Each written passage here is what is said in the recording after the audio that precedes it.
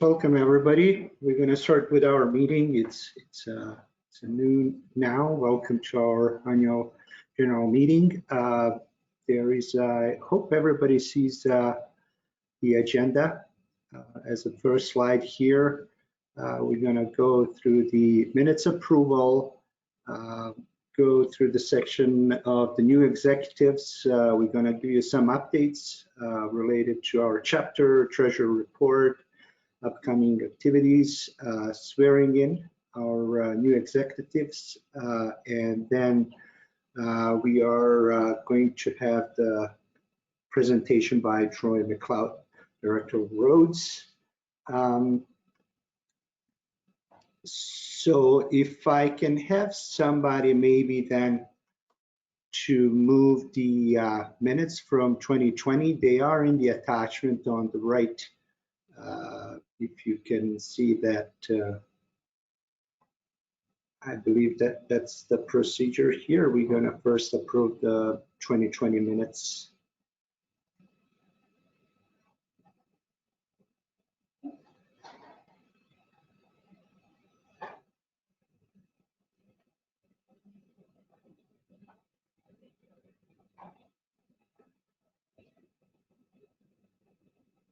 And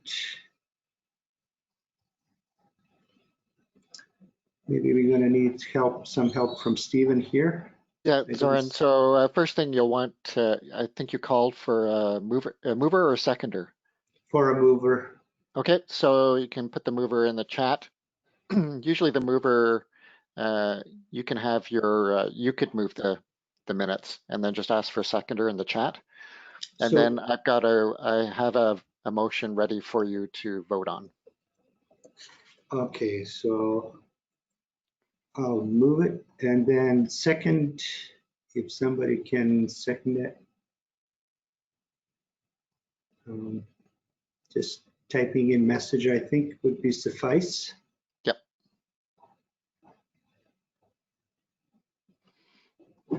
You could also have another executive member on the panel to second. Second it. Okay. All right, great. And poll is open now.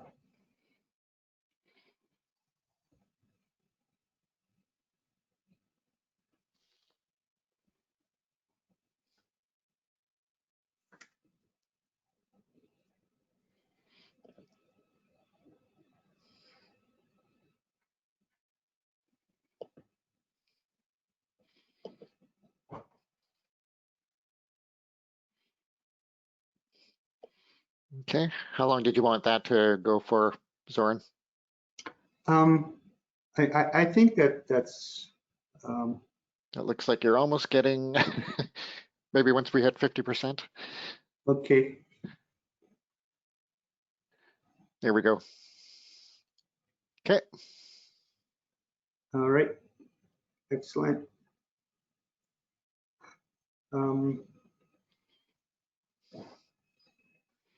Thank you all for that. I'm going to move to the second slide now. Our new executives. We conducted our annual elections and are happy to announce that all incumbent nominees moved on their new roles, with Anne Catford taking over the role of the president. I am transitioning to the past president position. Madhuri Shira is the new vice president, and Lou Mack becomes the new secretary. Josh Workman maintains his role as a treasurer for another year, and Annie Wang joins the executives team as the new publicity coordinator. We have the students chapter liaison, Lynn Machchek, and Mira Kopp is a 2021 CIT director for our section. This is a 2-year role. Thank you all. In terms of our section overview and activities in 2020, the ITE Southern Alberta held 2 executive luncheons in January and February. January's luncheon included the annual general meeting, the swearing in of the executive members that were elected in the previous December, and presentation was provided by Ryan van der Putten, Director of Planning, Transportation Planning, City of Calgary. In February, Eric McNaughton, the City of Calgary, and Audi Calbert from Tesla presented on the advanced technological shift of Calgary's electrical vehicle and low emission vehicle strategy and Tesla's charging infrastructure implementation in Western Canada. In March, we had, due to COVID-19, the City of Calgary declared a state of emergency and the province implementing tighter restrictions on gatherings to promote social distancing. The March luncheon was therefore postponed until further notice. In April, there was a shift of positions in the executive committee. Carrie Fellows departed as she pursued a new opportunity in British Columbia. And this resulted in Josh Workman assuming the role of treasurer. Lou Mack, who ran in last year's general election against Josh, was brought in to fulfill the role of publicity coordinator. In May, representatives from the City of Calgary presented on how the city is responding to the pandemic with a snapshot of progression of projects and new volumes. Speakers included Karenza Fromherz, Director of Transportation Infrastructure, Josh White, Director of Calgary Approval Coordination, Anthony Elarge, Traffic Leader Operations, and Jonathan Chapman, Coordinator from Deliverable Streets. Additional monthly webinars were organized in June, July, August, and September. Presentation topics included evaluation of mobility by McLeod and Ezekiel data from Bunt & Associates, estimating traffic data for transportation studies during COVID-19 pandemic by Carrie Fellows and Gary, Creative Transportation Solutions, pedestrian systems plan for the interface with the University of Calgary campus, fourth-year civil engineering students, caps on project, and data-driven transit service and infrastructure planning by Cynthia Albert and Stephen Oliver from Stantec Consulting.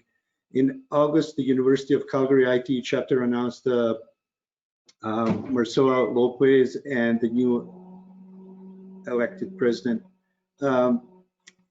For October, we have lined up the City of Lethbridge to present on their transportation safety plan, and tentatively another consultant presentation for November. In November 2020, ISL Engineering presented on the Highway 3 functional planning study for the twinning of the highway through the Crow's Neck Pass. And then finally, in December, we had the ITE Southern Alberta virtual year-end gala, Team Together We Are Stronger. This included a panel discussion with the four torch bearers, Jan Mauser from City of Calgary, Harold Horsfall from the City of Calgary, Gillian Jack, Tetra and Mia Talavera from Stantec, who are leading diversity and inclusion initiatives in their workplace. The panelists brought tremendous insight and knowledge of how their respective organizations are reaching out to their staff to provide avenues of awareness and promote dedication towards diversity and inclusiveness. We also held a project poster presentation where HDR was awarded the best 2020 project poster for their Ontario Line project. Lastly, we wrapped up the event with the video hugs from the ITE and industry members. We also last year got the Southern Alberta section received the 2020 CITE Outstanding Section Award. We have the Lethbridge chapter update here, 13 members and non-members. attended activities, translated to current executive. President is Chris Pryor. UFC student chapter update, 30 members in 2020. They had student orientation in fall 2020. Also, UC ITE Fridays fall 2020 and winter 2021, twice a month. We have the current executive listed listed here. With that, I would like to ask Josh to take over and microphone and provide the treasury report. Thanks, Zoran. So we had a reduction in our overall financial activities for 2020 as we transitioned to a online only format for our monthly webinars. And as a result, really the bulk of the financial activity took place for the January and February events in 2020, where we had luncheons in person at the Holiday Inn, consistent with previous years. We also had a number of transactions that were in fact related to the 2019 calendar year. So that's what you see right underneath the 2019 balance carried forward. So this included both some of the revenue and some of the expenses for the November and December luncheons from 2019, contribution for the John Barden Scholarship, our regular EWB donations, and then some administrative related expenses for a refund and some specific event expenses. So that left us starting the 2020 year at a balance of about $5,000. And then, as I mentioned, sorry, Zoran, if you can just go back to the previous slide.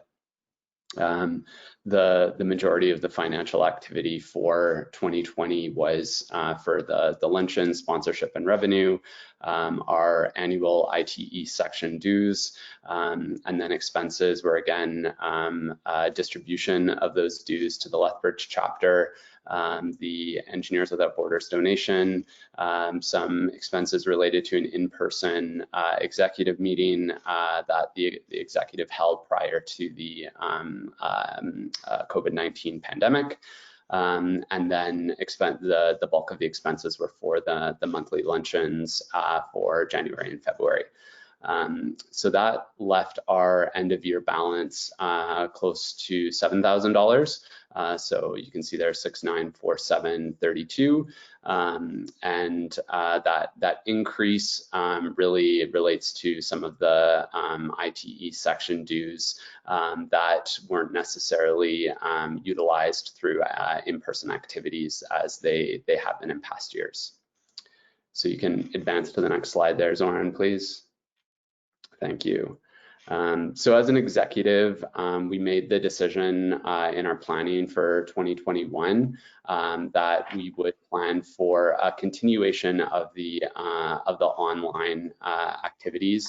So continuing the webinars that we did between April and December of 2020, as Zoran summarized, and then allocated, continued distribution of funds to Lethbridge, continuing the contribution for the John Barden Scholarship, allowing for some sponsorship opportunities if there's other opportunities that emerge, providing for that placeholder for executive meeting expense, our Engineers Without Borders donation, banking fees, and then the miscellaneous catch-all there. So that would leave us in December 31st at a healthy balance of pretty similar to coming into 2021, slight increase to 7,297. And of course, this also leaves flexibility for, if there is an opportunity for us to begin those in-person activities, we can certainly adapt by introducing revenues through the attendee fees for in-person luncheons and to cover off those associated expenses. But as I indicated, our plan at this point is for the duration of 2021 to keep all of those luncheons online. And that captures the financial report. So Zoran, I will pass it back over to you. Thanks, Josh. I think we should also approve these. So I'll do again text, using the text. I'll move the motion to accept the financial report. And I need somebody to second it.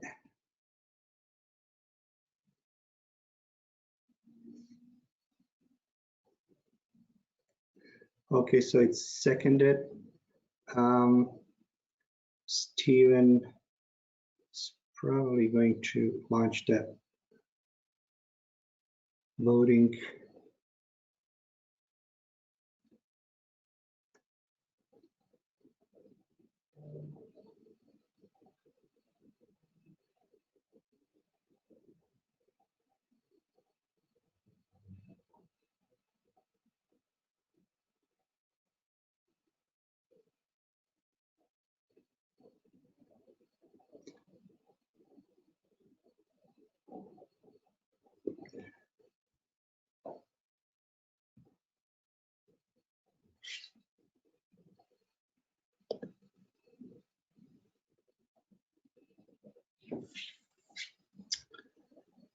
So if it's over 50%, I think we can assume that it's approved.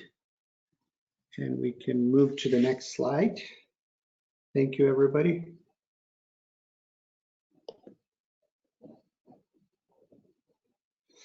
Some of the 2021 activities are presented here, waiting for the COVID-19 restrictions to be loosened a bit, and we can start with our monthly lunch-ons, workshops, technical tours, and whatnot. We always welcome your suggestions. Our emails and contact information is available, so you should send it our way, and we'll work with you to put it on our agendas.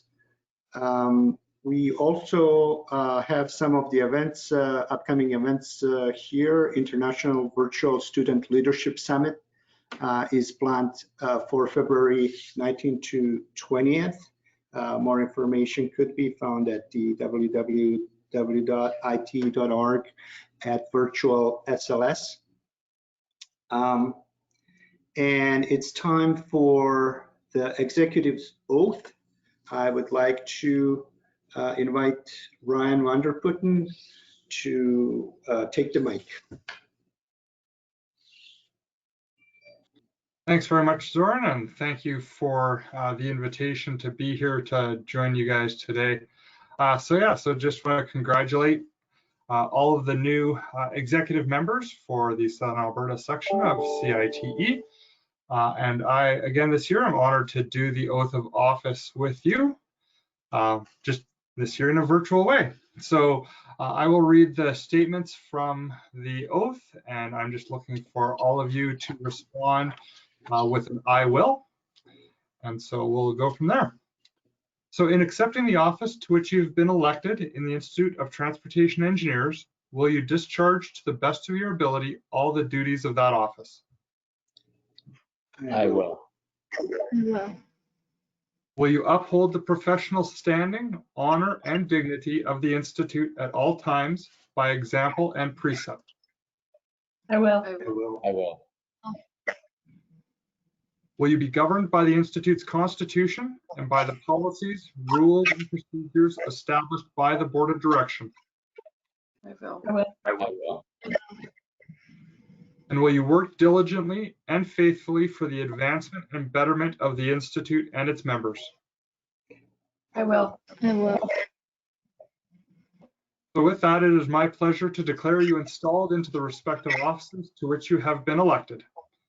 And so in a virtual world, if all Institute members can also, in the comfort of their own home, respond to the following statement.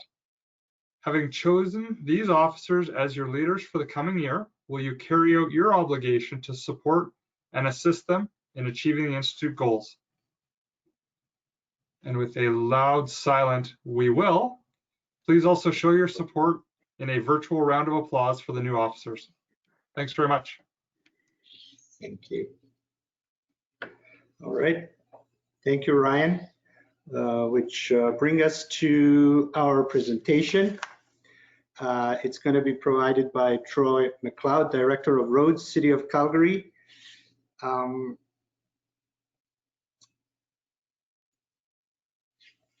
Troy McLeod is a professional engineer and currently the Director of Roads for the City of Calgary. Troy began his career with the City of Calgary in 1995 after graduating from the University of Calgary as a civil engineer. Over the years, he has worked in several areas within the City of Calgary Transportation Department, including traffic operations, traffic signals, transportation planning, and transportation data. In 2007, he became the manager of traffic for the City of Calgary until moving to the Calgary Parking Authority as general manager. In May 2011, in August 2014, Troy began serving as the Director of Roads. Prior to joining the city, Troy worked as for Alberta Transportation in Southern Alberta region. Troy has published several papers with ITE and Canadian Institute of Transportation Engineers and Transportation Association of Canada, and serves on the Chief Engineers Council with the Transportation Association of Canada and a member of the TAC for over, he's a member of a TAC for over 18 years. Thank you, Troy, for joining us. The mic is yours. Well, thank you, Zoran, and congratulations to the executive on your new appointments. I'm just going to get my screen set up here, see if this will work. And are you seeing the PowerPoint now? Yep. Okay. Well, great. It's a pleasure to be here today, and I just wanted to congratulate all of you for participating in part of CITE, an amazing organization, and sharing knowledge with each other. It's very good to see everybody on today. I have a few things that I just wanted to go over, thanking our partners, some 2020 achievements and some projects that are coming ahead in the next couple of years, and then a shift in our discussion and talking about innovation primarily and just thinking differently. Again, thank you to all of the staff and contract and consultants that supported activity in construction as COVID came upon us. We saw good activity and good results from continuing active working on many projects and operations within the City of Calgary. Our staff again came to work every day diligently. You see this sign or this road marking truck behind them, and just really proud of all the staff and all the contractors who did continue service despite the challenges we've seen over this last year. The year took a change, and we made changes on our road system and how we served businesses, helping them make sure that they were able to run their operations, providing that extra distancing and looking at ways that we can support them through our operations. We saw lots of changes in demand on the system, and our transportation data group has done a really good job at summarizing how that change has gone on since the start of COVID and how it continues. This shows you just how truck activity actually was fairly strong throughout the entire pandemic and continued to stay strong as well. We see traffic was down to 41%, but now back up near 80%, and then in the core with the lockdown, a slight decrease. Calgary Transit saw activity as well being significantly impacted and continues to grow. But here you can see that 22% average annual pre-COVID occupancies with some reduced service. So again, just an impact to that operation. As well as the Transit introduced My Fare app, which was you're seeing some stronger growth in how customers use the system. Construction activity was strong over this last year. Just want to go over a couple highlights as well as some of the projects that are upcoming. Transportation invests significantly in 2020 in the transportation system with over $236 million in investments in a variety of projects that were undertaken in our city to maintain what we feel is one of the best systems in North America and continues to be so. I was particularly amazed at the team that built this project, Crowchild Trail, an important corridor in our city, but also the innovation associated with building a bridge on a current bridge and how we were able to extend the lanes through engineering design and innovation, as well as the construction methodology. I was really amazed at the team that did this work, and obviously Calgarians benefit. I had started with the city and mentioned that this road had a very interesting weaving section, and I said, well, that's the fun part of driving is doing that kind of weave. But certainly we've been able to fix it with this upgrade and with the demands on this network road. You can just see here an example of the construction activity that was undertaken to widen that bridge facility. Again, the investments made over this budget cycle are significant in transportation, a city that moves over 1.6 billion. And so that's a significant amount and continues to maintain strong economy in our city from that perspective. And here's just a scan of some of the upcoming projects that are happening for roads, streetscape, and area improvements. And so you can see continued investment and continued work happening throughout the city, as well as some interchange projects on a key facility, our ring road, as well as some bridge upgrades. And then some transit related projects that are also throughout the city.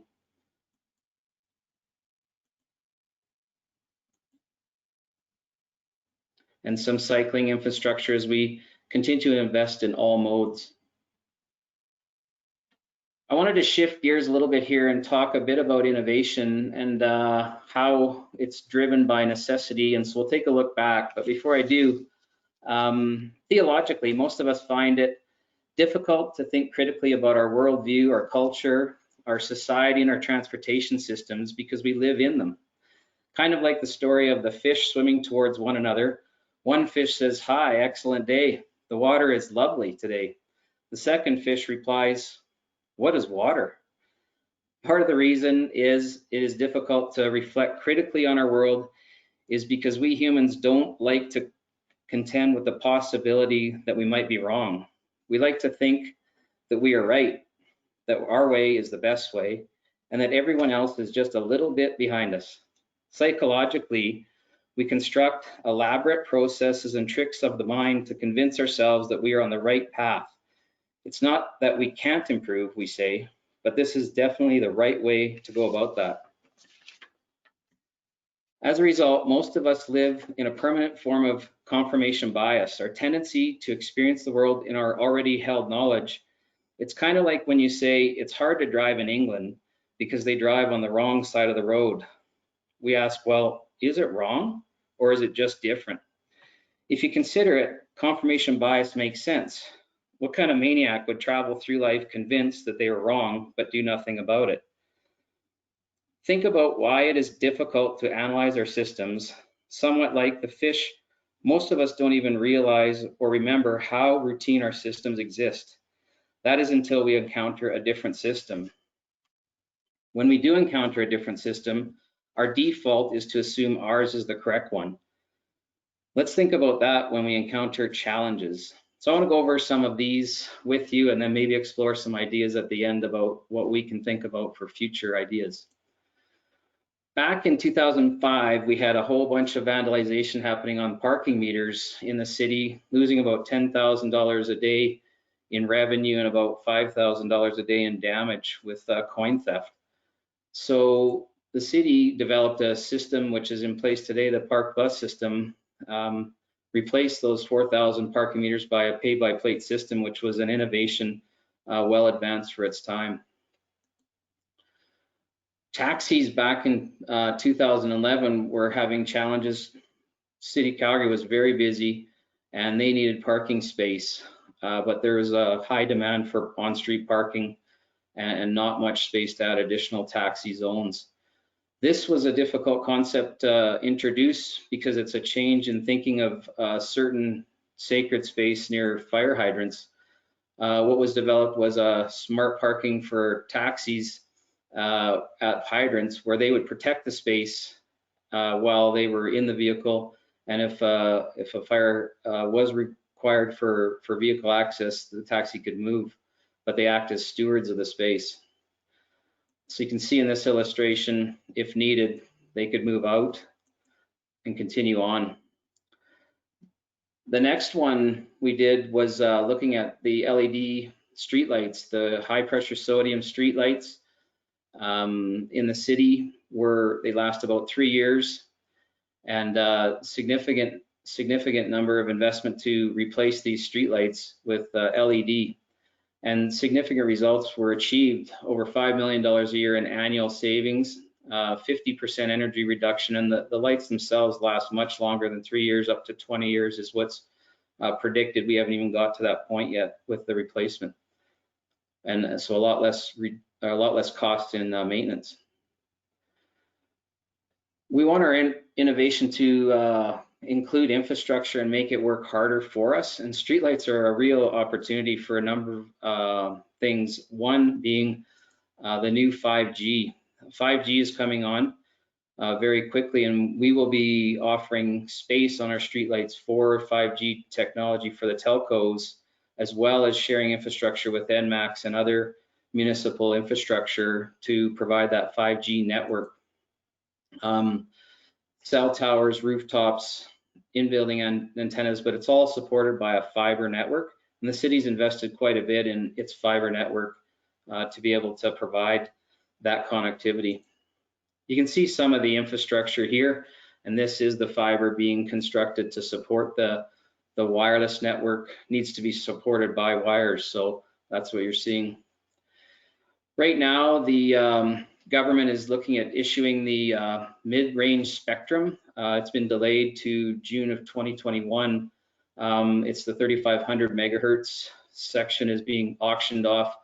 That's really the workhorse of the system. And then later we'll see the high density spectrum as well. So there's a significant value in this. It's in the 80 to 100 billion dollars in the US. Canada is a strong economy for this as well. And it's the foundation of our smart cities. And so we'll see many opportunities in the future of how transportation can change and how it will be viewed as far as mobility in the future. And you can see an example here where we had a pilot of a autonomous vehicle, and again, how that 5G network will be significant in the evolution of transportation. This is how our infrastructure is integrated, and so it's just neat to see some of the elements that go into making this system work, the behind the scenes of this wireless system. So again, very proud of all the staff that work together to build this in our city. And smart streetlights, there are many new opportunities that are coming with the ability to have smart streetlights, including things like measuring particulates and having that data and that information available for those with allergies. So there's a wide array of abilities with this smart streetlight system, traffic data, a number of other things that can be done. Our appreciation of the new system would be just knowing when exactly, say, a streetlight is out due to a power failure or some other activity, we could monitor it real time. Trees, I couldn't do a presentation without talking about this important asset in our city as well, but they're hard on some of our infrastructure, and so we had to find a way to develop something that would support the root system without damaging it when we go in to replace sidewalks. Our team came up and developed a new rubber application, so flexible for us to be able to put this infrastructure in place and still not have any damage to tree roots or have to replant or relocate. As mentioned, Zoran, I'm on the Transportation Association of Canada, and one of the new signs that was proposed and piloted in Calgary was a fluorescent green pedestrian sign. That sign was piloted, and when it went to committee, wasn't successful in change for our Transportation Association of Canada traffic control device manual. And so our team then didn't stop, but they tried something new and took the existing signage and put a starburst symbol behind it. And we're finding this application very, very successful in conspicuity and improving visibility. So again, it's important, even if we don't succeed right away, to try something different. And I think we've ended up with a better product here. Our teams also looked at how could we make better use of our infrastructure when it comes to our fleet of tandems. And the team developed a new slip-in hotbox so that tandems could be used for other purposes all times of year rather than having a single purpose hotbox like you see in the top of the screen. And savings are about $800,000 annually for this innovation. A couple other projects that our team developed was creating a two-way ramp on the Memorial Drive access to the zoo. That creates a new entranceway for that community to cross over rather than having to go to Edmonton Trail, and then a lane reversal rather than using a back-to-back turn bay, providing dual turns through a lane reversal system, and as well as improving pedestrian access and cycling access. Another opportunity for the future is looking at how land use is functioning. Parkades use a fair bit of space just to provide the travel required for vehicles, and looking at an automated system to save on funds as far as developing infrastructure or redeveloping existing infrastructure. So you can see how in the future some buildings can be repurposed to provide that kind of parking capacity. Really, it isn't important to get your vehicle to the parking space. You want to just get to your destination. Automated systems can take care of the rest, especially when it comes to automated vehicles in the future. One key individual has taught me a long time ago that the key is data, and that's Mr. Eka Cook. Thank you so much for teaching me that, because it's interesting to see how over time the system has changed, and instantly with COVID, we saw a dynamic change, as you saw earlier in the presentation. So what does the future hold for transportation? A couple of homework assignments is to maybe look at some other ways of managing our system. If we looked at just the number of trips served by transits, over 100 million transit trips, as well as in the auto, over a billion or near 1.8 billion vehicle trips, with occupancies of 1.2 to 1.4 people per vehicle. If we had a new system of autonomous vehicles and zero emission, what opportunities are there for mobility in the future? What capacities are untapped that we will see with this new technology? And lastly, looking at things like Deerfoot Trail, could we operate that carriageway differently during peak periods? And looking at how that system could increase capacity but change the conditions. So rather than 100 kilometers per hour speed limit on an AM PM peak, run it at a 50 kilometer max and make use of the shoulders just like we would on any urban corridor. Again, just thoughts and thinking differently is really what's exciting about transportation, what's exciting about the future, and the opportunities that we have to serve citizens either through municipal service, whether we're with the private agencies. There's real innovations that are happening, and I'm very proud to be part of this industry and just see some of the amazing ideas that come from all of you that are on the call today. So lastly, a couple of thank yous. Obviously, I want to thank all the staff for keeping the city operating and in check so that we can all enjoy mobility throughout the city safely. And I just wanted to shout out to the crews and all the staff at Roads.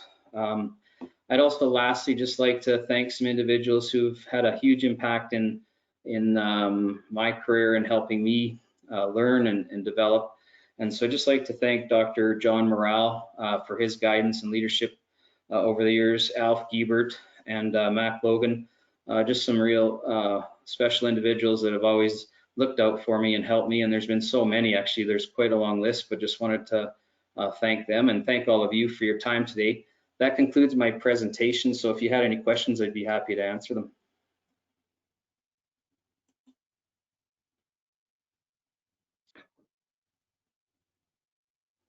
For any questions, you can type your questions in the message box.